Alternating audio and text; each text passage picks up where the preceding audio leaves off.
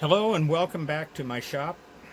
My name's Don Riead, and I am going to do a much quicker video just on the settings of the Smart MIG Pro 250.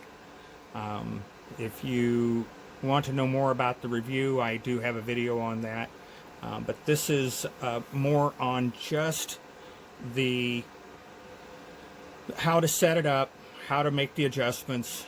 And really, this is a very easy welder to use for a beginner. It also has a lot of power. This is a 250 amp welder. It is a 220 only welder. This is not a 120, 110, 120 volt slash 220, 240 volt welder. This is just a 220, 240 volt welder that, but you only need a 30 amp circuit, so you don't have to have a big 50 amp circuit to run this. So, let's get started here.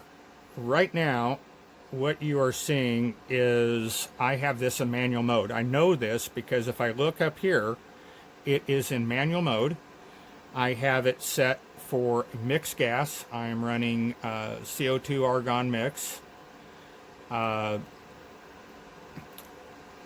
It is set right now for that is set for 3/8 of an inch. I know that because I have a handy dandy little cheat sheet I've made for a welding chart. These don't come with a welding chart.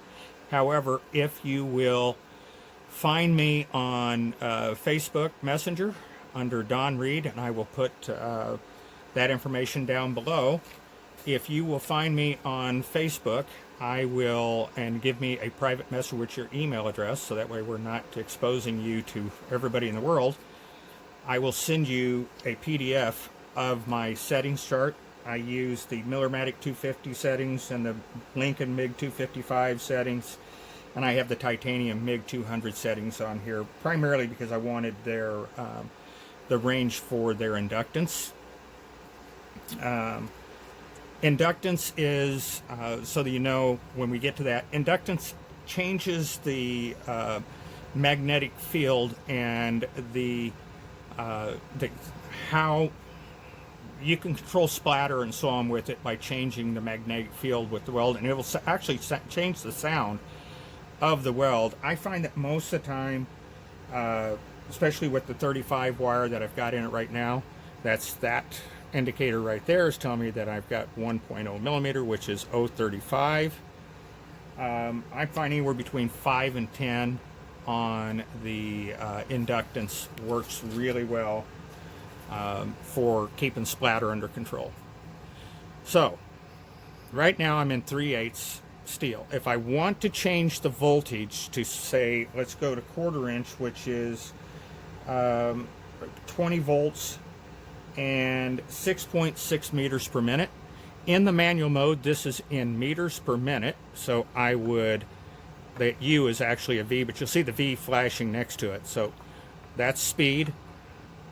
So your speed is going to show up in meters per minute, but it has the I because actually speed and amperage are the same, except that they read out differently, and I'll show you that in a minute as well.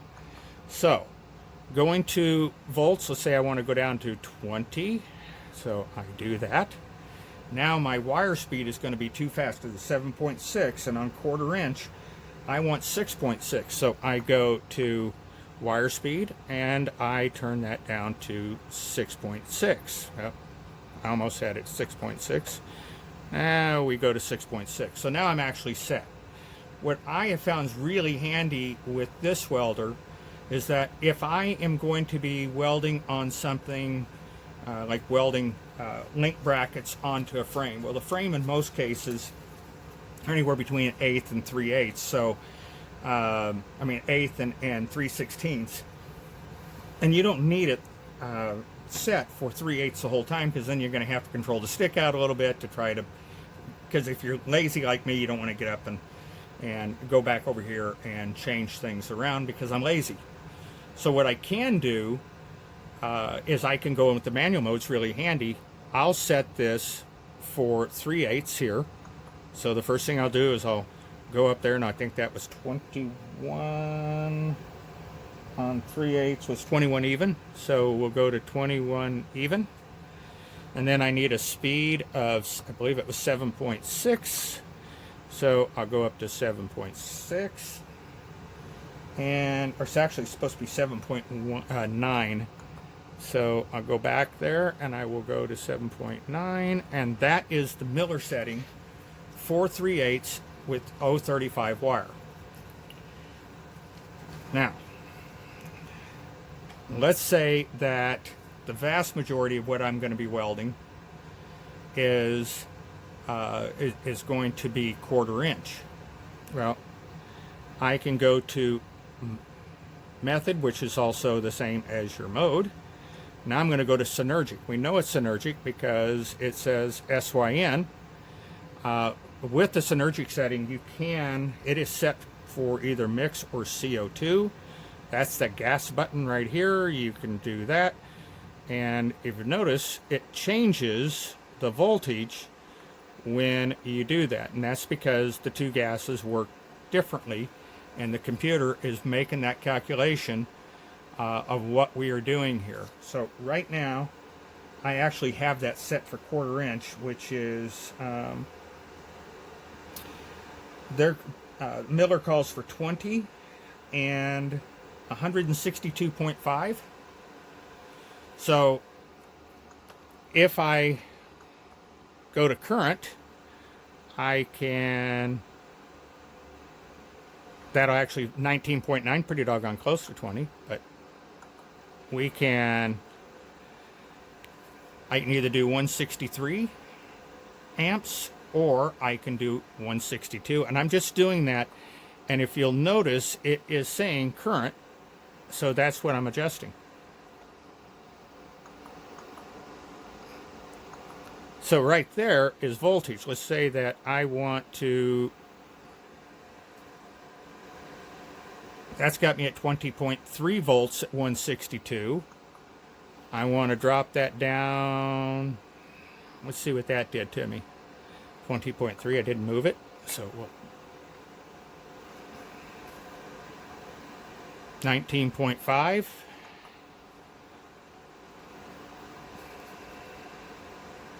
19.9, so that's, I'm as close as I'm going to get to an even 20. And I am now set up with the 162 to weld 1/4 inch. I can weld that 1/4 inch. And then when I get to something thick where I need to go back to 3/8, all I got to do is to go right back over here. And now I'm set up for 3/8. I go back over, do my 3/8 welding, and then I want to start back to the 1/4 inch. I can do that. That is really handy. I really, really, really, really like that feature. So all your different methods are right here. This is your MMA, which is the stick welder for those of us who grew up on the farms, and that's what we grew up using, the old Lincoln buzz boxes, the tombstones. That's scratch TIG. So you can TIG weld with this, but it is a scratch, which means you're going to scratch your tungsten against the metal, and as you pull it away, it is going to create an arc. And that's going to create the puddle. Now, once you've got the puddle and you dip in your argon or your tungsten down in that puddle, you're going to contaminate your argon or your tungsten. So don't do that. So with that being said, go back up. I've got it back up to manual mode. So the other thing, this button here, that is your wire selection. There's your 030, which is 0.8 millimeter. 023, and back up to 1.0. They show 1.2, which would be the 045 wire, but it's locked out. You can't really get there, and I've tried it in the synergic settings and I can't get there either. But in the manual mode, it doesn't really matter, because with the handy dandy cheat sheet that I made right here again, if we look down at the bottom, it says that if I wanted to, let's say I wanted to weld 1/2 inch. Well, they actually don't have a setting there for 1/2 inch, but I would venture to say we're going to get way up in there but I could go to the Lincoln, which means I might have to haul tail a little bit faster. Lincoln is saying I want to weld 1/2 inch. I'm going to need to go to 28 volts, and I am going to move 6.4 meters per minute. So we would go up here. I'm going to go to see if we can get this thing up to 28. Oh, boy, you can. And then some. Goodness. Okay. So I go to 28 volts, and then it says I want 6.4. So then I would go down here and I would move that to 6.4. And now I'm set up to weld 045 wire and weld 1/2 inch steel. And this welder can weld 1/2 inch because it's a 250 amp. So you could do 1/2 inch in a single pass with this welder. You may want to play with your wire speed a little bit, but you could do that. Where with the 200 you'll have to do it multiple passes.